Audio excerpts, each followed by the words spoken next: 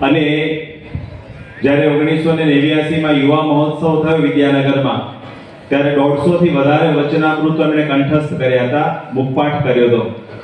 એટલે એ વખતે પણ પ્રમુખ સ્વામી મહારાજનો એમને ખૂબ રાજીપો પ્રાપ્ત કરેલો.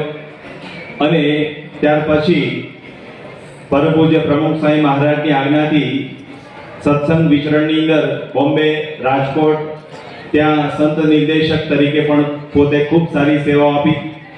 અને હાલ મહંત સ્વામી મહારાજની આજ્ઞાથી તેઓ અનેક દેશો અને ભારતના અનેક રાજ્યોમાં ખૂબ સારા મોટી મોટી કોન્ફરન્સ કરી અને અધ્યાત્મનો અને જીવનની અંદર વિશેષ કરીને ભગવાન પ્રધાન થાય એ વસ્તુને પોતે વિશેષ પ્રચાર કરી સૌને ધર્મ અને અધ્યાત્મ અને વિજ્ઞાન સાથે જોડી રહ્યા છે.